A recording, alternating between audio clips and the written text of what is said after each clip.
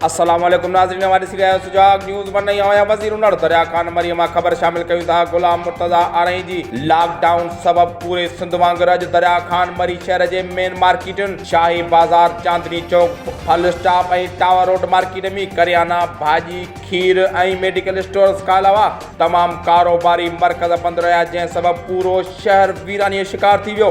Lockdown जे पहिरीं महांगाई जे सतायल आवाम दाऊं करण ते मजबूर थी वई। ॾियारीअ ते मज़दूरी कंदड़ मज़दूरनि सुजाग न्यूज़ वन सां ॻाल्हाईंदे चयो त महांगाई सबब पहिरियां ई गुज़ारो करणु मुश्किल आहे, मथां वरी हुकूमत तरफ़ां लॉकडाउन जो ऐलान करे असांजी परेशानीअ में इज़ाफ़ो करे छॾियो आहे। मज़दूर तबिके हुकूमत खां मुतालबो कयो त अगरि सूबे में लॉकडाउन लॻाइणो आहे त असां मज़दूरनि खे बेरोज़गारी अलाउंस ॾिनो वञे त जीअं असां हिन महांगाईअ दौर में पंहिंजे बचड़नि जो पेट पाले सघूं। उन मौक़े ते सुजाग न्यूज़ वन जे टीम तरफ़ां शहरनि में मुफ़्त सर्जिकल मास्क पिणु विराया विया। सुजाग न्यूज़ वन में फ़िलहाल एतिरो ई। वधीक ख़बरनि अपडेट्स लाइ ॾिसंदा रहो सुजाग न्यूज़ वन। गवर्नमेंट तरफां लॉकडाउन लगो आहे जुमे जे ॾींहुं ऐं आचर जे ॾींहुं, इन जे बारे में तव्हां छा ख़्यालु आहे?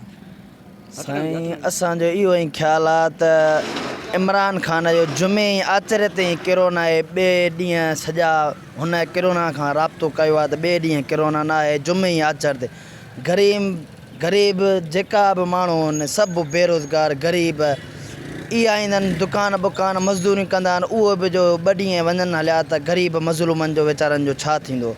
पहिरां एतिरी महांगाई कई आहे से अलाह साईं हिदायत को ॾेसि, जेको सम्झूं था असांजे अंदाज़ में का किरोना नथी ॾिसण में अचे।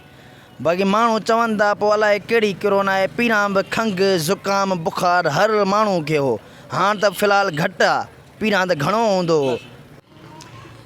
जी नाज़रीन, हिन वक़्तु असां बीठल आहियूं शाही बाज़ार दरिया खान मरी में। अॼु लॉकडाउन जो पहिरियों ॾींहुं आहे।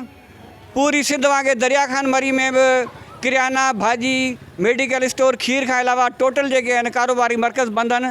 तव्हांखे कैमरामैन हेॾे ॾेखारे सघे थो त बाज़ार जेकी आहे बिल्कुलु बंदि लॻी पई आहे। उन दौरु आवाम जो चवणु आहे त हिकिड़ो महांगाई जो दौरु आहे, लॉकडाउन रहंदो असांखे परेशान करे छॾियो आहे। महिरबानी करे आवाम खे हुकूमत तरफ़ां सहूलियतूं ॾिनियूं वञनि।